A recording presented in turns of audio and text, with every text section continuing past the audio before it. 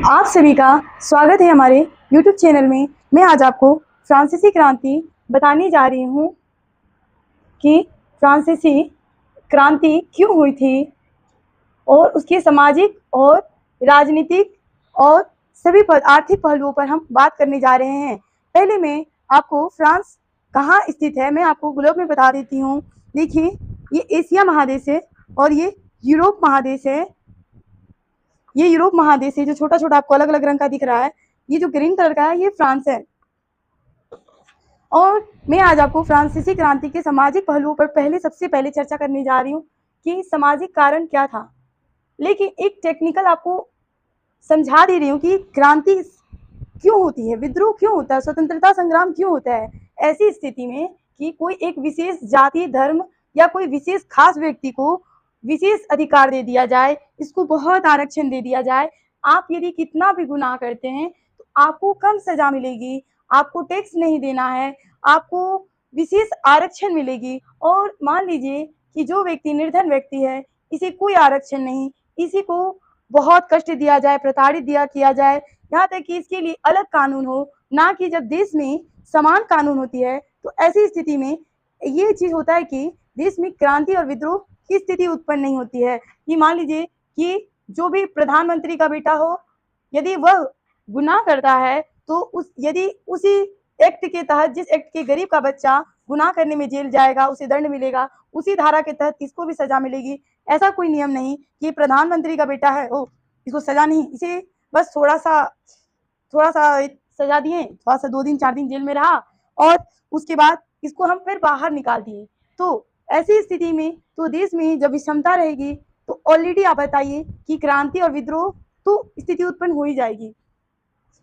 आज में 1779 से ही 1779 तक फ्रांस में जो कि राजतंत्र था, वहां निरंकुश राजतंत्र था। निरंकुश राजतंत्र का मतलब कि राजा द्वारा हर बात बोला गया कानून है। यदि राजा किसी विषय को, मान लीजिए कि गलत चीज है और हम राजा हैं, हम इसे यदि सही कर देते हैं तो ये सही है, ये गलत नहीं है। और कोई ऐसी संस्था नहीं है जो राजा को गलत कह दे, उस पर दबाव दे कि आप गलत कर रहे हैं। इसकी कोई ऐसी जब संस्था ना हो, उसे निरंकुश राजतंत्र कहते हैं। और फ्रांस में प्रारंभ से निरंकुश राजतंत्र थी। और फ्रांस की जो समाज, जैसे कि हमारे भारत में यहाँ जाति धर्म के आधार पर भेदभाव लोग करते हैं। कुछ लोग कहते हैं कि हम हिंदू हैं तो सर्वश्रेष्ठ हैं, और कुछ लोग कहते हैं हम मुसलमान हैं तो सर्वश्रेष्ठ हैं। लेकिन लोगों के अंदर एक ऐसी भावना होनी चाहिए कि हम मानव हैं और इससे ज्यादा मेरी कोई पहचान नहीं है। इसीलिए यहाँ फ्रांस के समाज को 3 वर्गों में विभाजन कर दिया गया था। पहला प्रथम स्टेट, दूसरा द्वितीय स्टेट और तीसरा तृतीय स्टेट। प्रथम स्टेट मतलब इसका बहुत ज्यादा वैल्यू रहेगा, एकदम पूरा वीवीआई, पूरा एकदम बहुत ज्यादा, जो मानी कि इस पे कोई विशेष कानून नहीं है, कुछ भी नहीं, इसे बहुत अधिकार, आपको टैक्स भी नहीं देना है। ये प्रथम स्टेट। द्वितीय स्टेट मतलब थोड़ा सा इससे कम, थोड़ा सा इससे वैल्यू कम। फिर तृतीय स्टेट मतलब पूरा बेकार, कोई वैल्यू ही नहीं इसकी, कोई मतलब ही नहीं, कोई इसकी जो कि भागीदारी ही नहीं। लेकिन यहाँ टैक्स इसी को देना है, लेकिन मुख्यतः जो इम्पोर्टेंस दिया जा रहा है वह प्रथम और द्वितीय स्टेट को। आइए हम आपको बताने जा रहे हैं इसके बारे में डिटेल से। आपको फ्रांस में 2 वर्गों में विभाजन किया गया था। एक विशेषाधिकार, जिसे विशेष अधिकार प्राप्त हो, और एक सर्वसाधारण थे। पहले हम विशेषाधिकार और सर्वसाधारण पे बात कर लें। विशेषाधिकार मैंने बताया आपको कि इसे विशेष अधिकार होगी, ये कोई भी गुनाह करेगा इसे कोई सजा नहीं होगी। और इसी में विशेषाधिकार में 2 भागों में से बांटा गया था।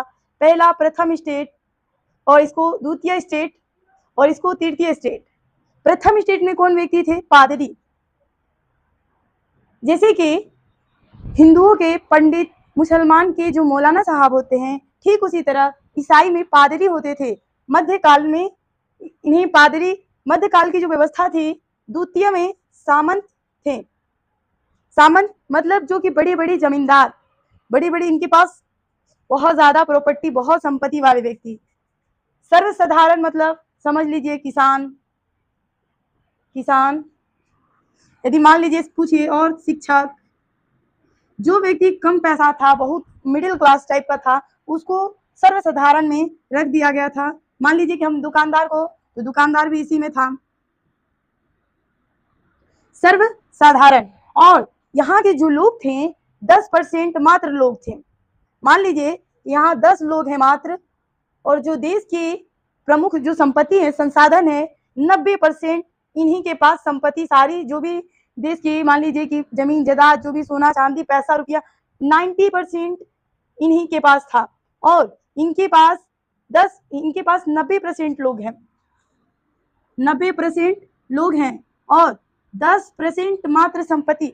सोच लीजिए कितनी विषमताएं हैं। यहाँ 10 लोग हैं लेकिन 90% संपत्ति, जितना संपत्ति है इन्हीं के पास, और यहाँ 90% लोग होने के बाद 10% ही संपत्ति है।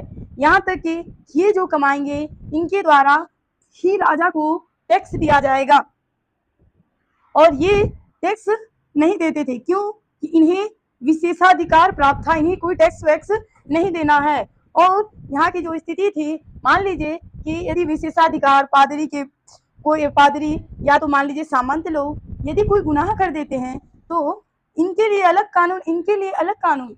और मान लीजिए कि यहाँ सामंत के कोई व्यक्ति किए तो उसको थोड़ा सा सजा, क्योंकि वो विशेषाधिकार में है, और सर्वसाधारण है तो इसे बहुत ज्यादा सजा।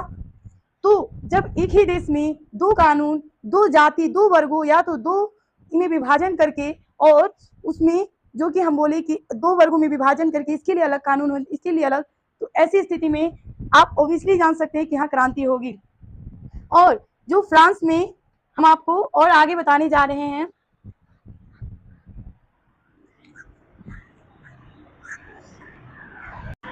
अब मैं आपको बताने जा रही हूँ कि यहाँ जो पादरी लोग थे, आप सोचोगे कि ये सर्वसाधारण 90% लोग होने के बावजूद भी वह यहाँ 10% लोग को विशेषाधिकार दिया जा रहा था, उसके बावजूद भी यह व्यक्ति टैक्स दे रहे थे। उसका कारण क्या था? तो यहाँ की जो शासन की पद्धति थी, पादरी और राजा इसको विशेषाधिकार भी दे के रखा था कि यदि आप भी चाहिएगा तो आप भी टैक्स ले सकते हैं, टाइथ नाम का टैक्स। ये दरोगा में पूछा गया था सवाल कि पादरी, फ्रांसीसी क्रांति में पादरी को कौन सा टैक्स लेने की दिया गया था, तो टाइथ। इसे भी यह दिया गया था कि आप भी टैक्स ले सकते हैं। और ये जो पादरी लोग थे, ये सर्वसाधारण के मन में शुरू से एक ऐसा सॉफ्टवेयर डाल देते हैं कि तुम गरीब हो क्योंकि तुम्हारे नसीब में यही है, और तुम्हें राजा की बात मानना होगा, क्योंकि राजा जो है वह गॉड यीशु मसीह का प्रतिनिधि है। और यदि तुम इस बात को नहीं मानते हो, यदि राजा के द्वारा बात बोले गए को अवहेलना करते हो, तो तुम्हें नरक की प्राप्ति होगी, और ऐसा नहीं करने पर तुम्हें काफी गॉड जो सजा देंगे। आप ही बताइए कि यहाँ के जो पादरी थे सदैव इन्हें यह कहेंगे कि तुम गरीब इसीलिए हो क्योंकि तुम्हारे भाग्य में गरीब है, ना कि तुम्हें गॉड यीशु मसीह यही चाहते हैं कि तुम लाइफ टाइम गरीब रहो और तुम्हें राजा की बात इसी के कारण। लेकिन एक ही बात आप बताइए कि कितना दिन ऐसी स्थिति होगी? एक ना एक दिन तो जरूर, मान लीजिए कि यहाँ 10 आदमी है इतना बड़ा घर में, और यहाँ 90 आदमी है लेकिन इतना बड़ा घर में, तो कितना दिन? एक दिन एक बार दे देगा टैक्स, 2 बार, 3।